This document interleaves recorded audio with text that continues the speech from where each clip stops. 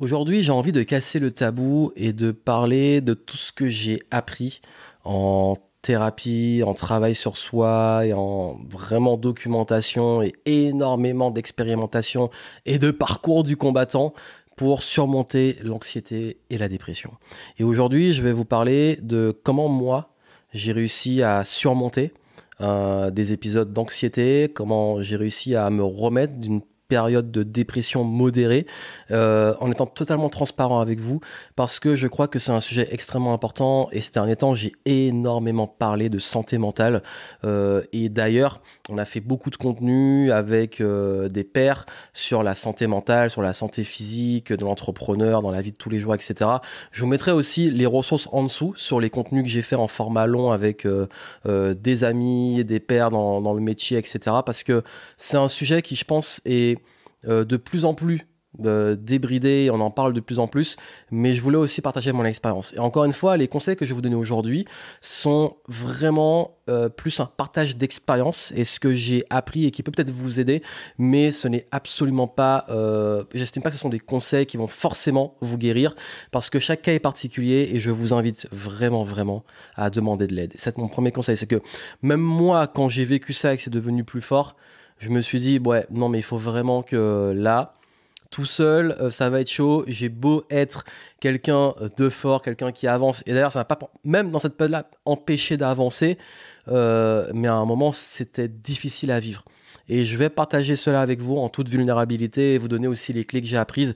Parce que le but, c'est pas juste de raconter l'histoire, c'est aussi de vous montrer sur ce parcours-là qu'est-ce qui a fait la différence et quels sont les outils qui m'aident encore aujourd'hui quand il y a peut-être des coups de mou, des downs, etc. Déjà, pour commencer et mettre un peu de contexte, si je parle de ça, c'est parce que lors de l'année 2022, j'ai eu un épisode de soucis de santé et qui a enchaîné aussi une grosse période de remise en question et qui m'a créé une forme justement d'anxiété. Il faut savoir que moi, contrairement à ce qu'on peut voir, je suis quand même quelqu'un qui peut avoir de temps en temps un terrain anxieux. Je suis pas quelqu'un de stressé de la vie, je suis pas quelqu'un qui angoisse énormément, mais je peux parfois avoir tendance à anticiper des choses un peu le pire, parfois même en business, me dire, bon ok, ça peut être utile, on anticipe le pire, on le prépare, on met en place ce qu'il faut, mais ça peut aussi créer parfois des choses inutiles et du stress inutile de imaginer le pire qui va peut-être pas arriver.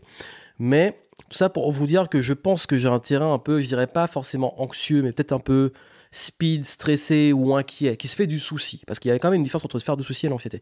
Là, j'ai vraiment vécu un épisode d'anxiété et même j'ai fait des petites formes de crise d'angoisse parce que quand j'ai eu le souci de santé, il y a des moments où j'avais des douleurs qui revenaient et j'avais l'impression que ça revenait et ça me créait cette compression thoracique et cette peur que ça revienne et j'ai découvert l'angoisse. Et c'est vraiment arrivé tard, j'ai pas vécu ça plus tôt dans ma vie et ce qui fait qu'aussi il y a eu des épisodes ça a entraîné une forme quelque part de dépression.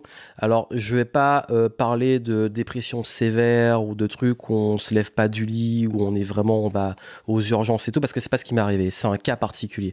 Moi c'était plus le truc de perdre goût à la vie, de perdre le sens, de perdre le sommeil, de commencer à beaucoup ruminer, de commencer parfois à avoir des pensées sombres et à quoi bon vivre et des trucs comme ça, mais parfois c'était très dark. Et ce qui était très étonnant dans cette histoire, c'est que j'avais pas de raison, à part peut-être la peur d'un truc de santé, mais bon, voilà. Mais j'avais pas de raison, ça arrive d'ailleurs souvent, on me l'a dit souvent, d'être dépressif. Tout allait bien dans ma vie en fait. Financièrement, au niveau de la santé, ça allait mieux. Je suis pas à plaindre. J'ai pas perdu des trucs. J'étais pas en phase de deuil. Peut-être le deuil peut-être un ancien moi, mais c'est autre chose. Mais j'avais pas de raison de me sentir comme ça. Et du coup, on culpabilise.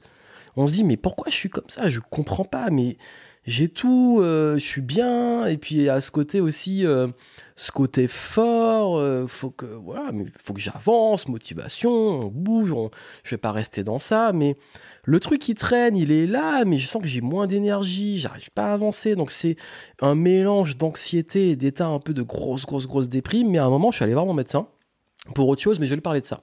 Et elle m'a dit, bon, en tant que médecin, je suis obligé de quand même voir si vous avez besoin d'aide par rapport à ça. Et moi, je suis ouvert. Moi, je dis, ok, j'ai commencé en 2022, et je vous le dis, j'ai commencé à demander de l'aide, à oser demander de l'aide, le truc que je faisais pas avant. On le fait beaucoup sur le physique. Moi, j'ai un problème, un pépin physique, ok, kiné, rééducation, préparation mentale et physique, etc. Mais le truc pour ça, demander de l'aide, moi, avant, ça m'était jamais venu à l'esprit. Mais là, je me suis dit, bon, c'est quand même fort et ça traîne le truc là. Ça traîne, j'ai besoin d'avancer dans la vie et j'ai pas envie de rester comme ça. Et encore une fois, c'est ça que je dis, c'est un partage d'expérience parce que je l'ai vécu de cette façon-là, mais d'autres le vivent de façon différente et aussi beaucoup plus sévère. Et voilà, c'est pour ça que je dis que c'est juste de l'expérience. Et à ce moment-là, en fait, le médecin, en fait, qui me pose des questions, il me dit, ok, bon, ouais, bon, vous avez quand même une dépression modérée. Donc ça veut dire que c'est le milieu du curseur. Et je sais pas, le fait d'avoir eu ça, d'avoir entendu ça, ça m'a déjà enlevé un poids. Parce que je pense qu'au fond de moi, je voulais pas admettre que j'étais pas bien. Je voulais pas admettre que ça n'allait pas. Parce qu'en plus, quand je vous dis, ça m'empêchait pas de faire du sport. Mais quand je faisais du sport, j'étais pas bien. J'avais pas d'énergie. J'avais parfois les jambes faibles. Vous savez, un peu le truc, un peu le tas de... Un mélange d'anxiété et de dépression. On n'est pas bien. On rumine. Et en même temps, on sent qu'on a perdu sa vitalité. Et puis, mais on bouge quand même. J'ai assuré mon business, je faisais des trucs.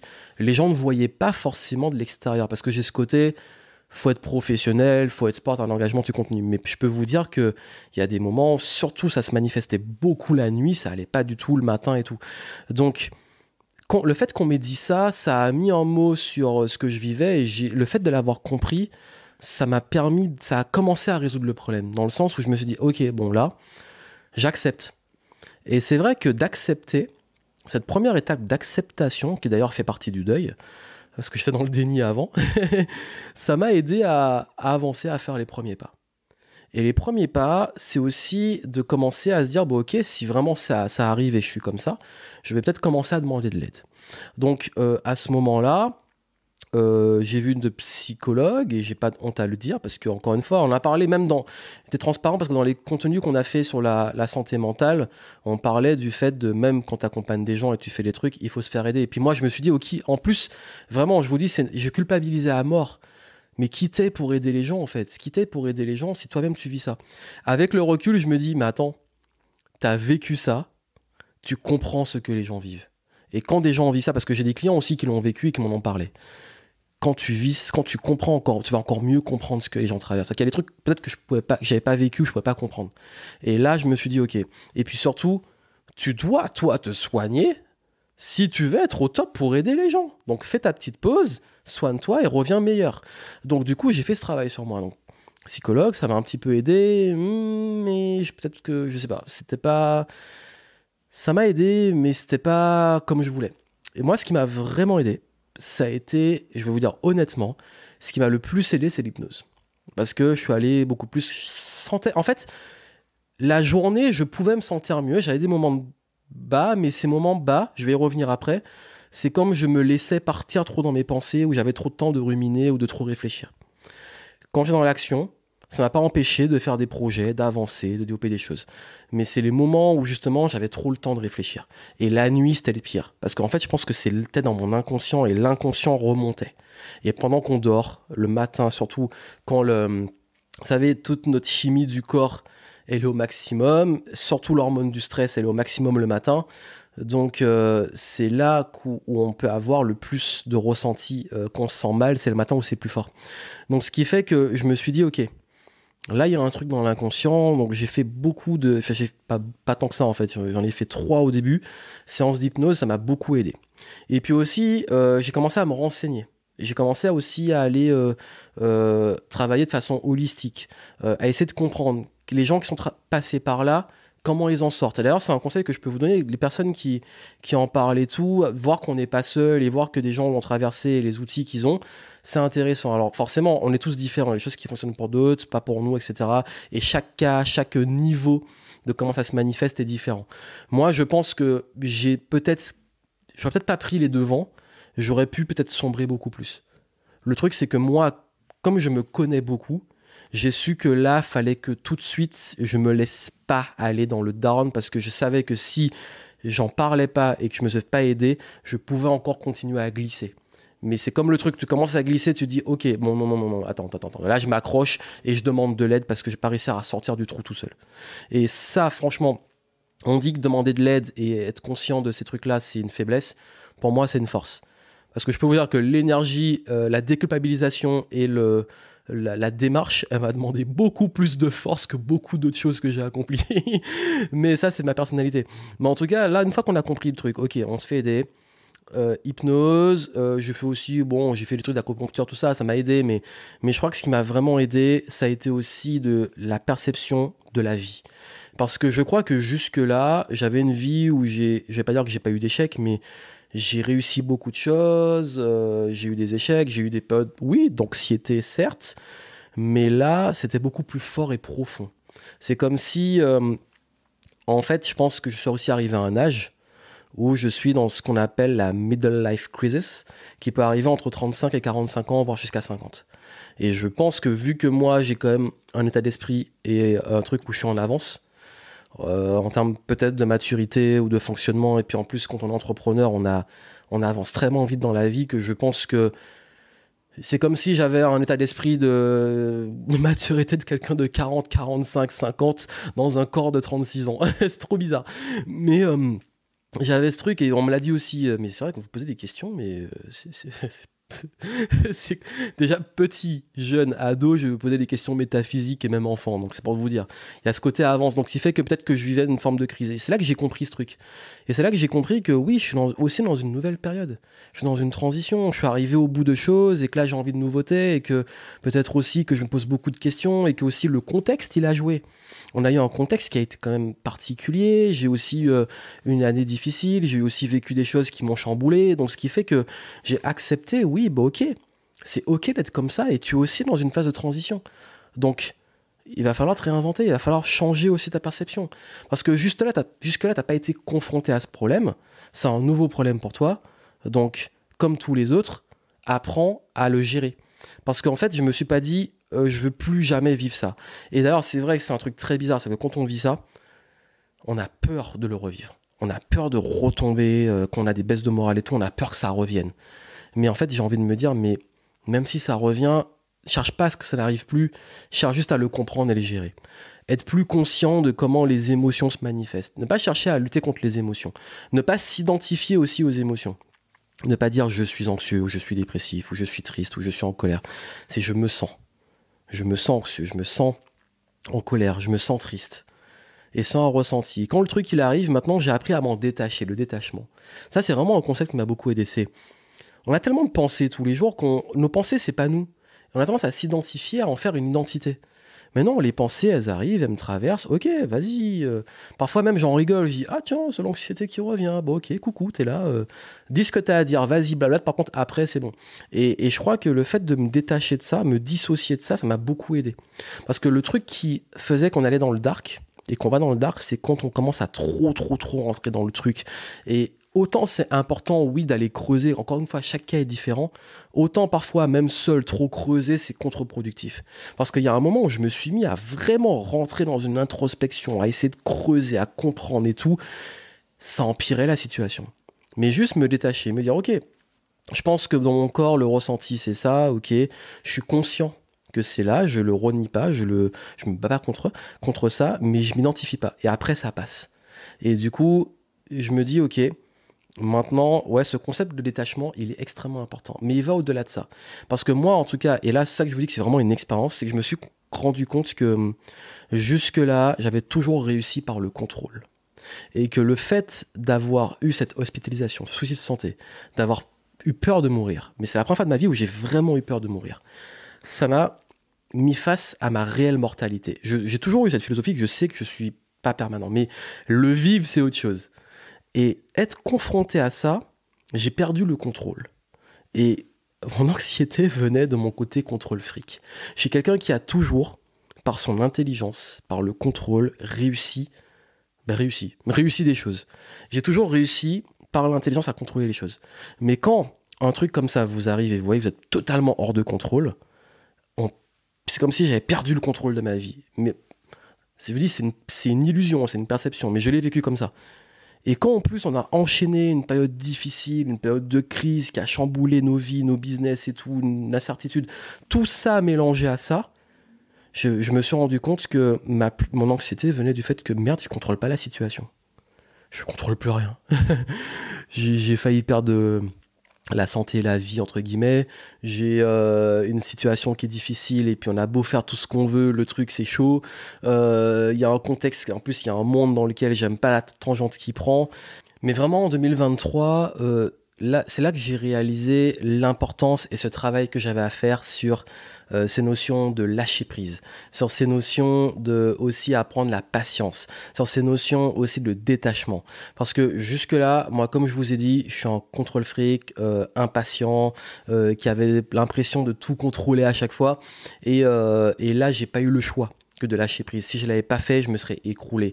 Et c'est vrai que autant la transition vers 2023 a été difficile parce que j'avais ce deuil à faire de 2022, que j'avais accepté aussi que j'avais pris les bonnes décisions malgré tout ce qui s'est passé, que je devais être bienveillant envers moi parce que malgré tout ce que j'ai vécu, j'ai réussi à faire des choses extraordinaires, je n'ai pas lâché, même quand j'étais ultra anxieux, que j'étais en dépression modérée, j'ai quand même, j'ai pas arrêté certaines disciplines parce qu'en plus je pense que maintenir le sport, continuer à avancer, c'est ce qui m'a aidé. Et c'est là que j'ai compris aussi d'ailleurs que plus je laissais mon mental aller, plus je me laissais le temps de trop réfléchir et me prendre la tête, plus j'allais dans le dark et c'était pas forcément utile. Et c'est ça qui m'a permis de mieux naviguer aujourd'hui. Parce que vraiment, avec le recul, il fallait que je passe par là. Il fallait que je prenne ces leçons. Il fallait que j'apprenne à gérer ça parce que déjà, je comprends mieux quand les gens le vivent à l'extérieur parce qu'il y a toujours les trucs de... on dit, ouais, par exemple, les conseils, te prends pas la tête, t'as pas de raison d'être comme ça, voilà, des conseils un peu bateaux, ou alors les gens comprennent pas toujours. Ça aide pas, et le fait de prendre ça au sérieux mais aussi d'apprendre à mieux le gérer sans attendre que ça ne revienne plus, parce que moi ce qui m'a vraiment aidé c'est pas de chercher à ce que parce qu'il y a une peur qui s'installe, on se dit mais j'ai peur que ça revienne, j'ai peur que de revivre ces trucs, j'ai peur à chaque fois de me retrouver avec ce sentiment de vide, ce sentiment d'anxiété, de peur, de stress. En plus, ça m'avait coupé la faim. Enfin, c'est jamais agréable. Mais on apprend à le gérer et puis on apprend aussi que ça fait partie de la vie, qu'on a des périodes comme ça, qu'on a des cycles et que le but, c'est pas de chercher à ne plus vivre des émotions, des sensations, des sentiments, c'est d'apprendre à les laisser nous traverser, de savoir répondre, de savoir comment, ok, on peut gérer ça. Parce que dans la vie, on ne peut pas attendre que tout se passe comme on veut. Et c'est ce que j'ai appris, c'est que jusque-là, si mon intelligence m'avait toujours aidé à avoir le contrôle pour réussir des choses, bah là, j'ai perdu complètement le contrôle. J'ai perdu le contrôle et c'est ça qui m'a, c'était le plus dur, c'est ça qui m'a créé cette profonde anxiété et qui m'a ensuite eu un après sur de la dépression, c'est que j'avais vraiment ce sentiment de plus être au contrôle de ma vie, de plus être au contrôle de ce que je contrôlais avant, mais il y a un moment, il y a des choses qui nous dépassent et ça fait partie aussi justement de la vie et qu'il faut apprendre à gérer ça. Et il fallait que je passe par là parce qu'aujourd'hui, ce qui a vraiment changé, c'est que j'ai appris la patience et il fallait que je passe par là. J'ai appris à aussi mieux comprendre les émotions, mieux comprendre comment fonctionnent nos pensées, mieux y répondre, savoir aussi m'en détacher, moins m'identifier, savoir prendre quand ça arrive, savoir aussi changer ma perspective du passé, du futur, accepter l'impermanence, accepter ce qui est hors de contrôle, savoir aussi que quoi qu'il arrive dans la vie, on trouve toujours des solutions. S'il n'y a pas de solution, s'il n'y a pas de problème, comme disait Bob Marley, super citation. Mais il y a vraiment cette phase aussi de philosophie de vie. Parce qu'il y a des choses qu'on apprend aussi. On apprend le lâcher prise, on apprend l'impermanence, on apprend tout ça quand on lit et tout. Mais l'expérimenter, c'est autre chose. Et les enseignements les plus puissants et les plus sages, ils sont simples sur le papier, mais quand il faut appliquer, c'est loin d'être facile. Et ça demande parfois plusieurs années, décennies de pratique. Donc je crois que ce qui a vraiment fait la différence, c'est ça, c'est demander de l'extérieur par rapport à sa situation. Pas attendre que ça soit résolu rapidement, parce que ça dépend, ça peut prendre du temps, ça dépend de chacun. Pas attendre d'avoir toutes les réponses, parce que parfois on veut trop creuser pour avoir toutes les réponses, et je pense que c'est aussi une forme de contrôle, et que juste aussi parfois accepter que dans la vie, il y a ces phases-là, et se dire, ok, bon maintenant comment j'y réponds, qu'est-ce que je peux apprendre de ça, comment je peux avancer, etc. Et je sais que changer cette perception de vouloir tout contrôler, d'accepter l'incertitude, d'accepter aussi beaucoup plus les échecs hors de mon contrôle, parce que parfois, t'as beau tout faire, c'est juste, c'est pas de ta responsabilité, c'est ok. C'est ok. Ta responsabilité, c'est ok, bon, bah, qu'est-ce que tu en fais maintenant? Qu'est-ce que tu fais? Et puis, se rendre compte avec le recul que même dans ma vie, les périodes les plus difficiles, ça a été les transformations, ça a été les opportunités, que même quand un truc s'arrête, parce que j'avais cette notion de peur de perdre, quand quelque chose s'arrête, c'est pour de la nouveauté, de faire un peu plus confiance aussi à la vie, à l'univers, à Dieu, appelez-le comme vous voulez, par contre la croyance, se faire aussi confiance. capacité à s'adapter, capacité à répondre, etc. Donc c'est un travail aussi, on se reconstruit, mais différemment. Et c'est vraiment une reconstruction. Je me suis reconstruit. J'ai dû reconstruire mon estime de moi, j'ai dû reconstruire ma confiance en moi, j'ai dû reconstruire ma façon de penser, la restructurer, casser aussi des croyances. Il y a eu un gros travail sur l'inconscient dont on n'est justement pas forcément toujours conscient. Et je pourrais pas dire que, ok, ça ne reviendra plus, ou c'est fini, ou c'est réglé, parce qu'on ne sait pas comment la vie évolue. Mais en tout cas, je sais que c'est comme parfois des symptômes physiques, on sait quand ça revient, on peut peut-être mieux prendre en charge et mieux comprendre ou se faire aider et savoir comment y répondre. Et je pense que c'est un sujet qui est vraiment sérieux et qui est très important. On n'hésitera pas, si on se sent mal physiquement, à aller voir un médecin ou un spécialiste, mais quand c'est psychologique, mental, on hésite. Et vraiment, moi, je vous invite, quand ça arrive, à demander de l'aide, à vous entourer des bonnes personnes, à en parler, à des gens qui vous comprennent, qui vous écoutent. Parfois aussi, il faut trouver aussi les bonnes personnes. Si vous avez un mauvais feeling, n'hésitez pas à aller voir la personne avec qui vous vous sentez bien pour ça. Et comprendre, comme je l'ai dit, hein, demander de l'aide, c'est être fort. Parce qu'on pense souvent qu'être fort, c'est toujours y aller solo, ne jamais vivre d'émotions et tout. Non, être fort aussi, c'est savoir demander de l'aide, savoir aussi guérir. Savoir avancer, savoir progresser, et parfois ça nécessite de l'aide extérieure. C'est ça que je crois pas à ce truc de la réussite par soi-même. À un moment, faut arrêter avec ça. Et je peux même pas moi dire à mes clients, faut vous former ou faut vous faire aider, si moi je n'ai pas cette démarche-là. C'est sain en fait dans son accomplissement, dans son évolution, d'avoir cette hygiène de vie, autant physique que mentale, que spirituelle et tout ce que vous voulez, d'avoir une approche holistique de son développement. Et je voulais le partager avec vous parce que j'ai préféré avoir du recul avant d'en parler.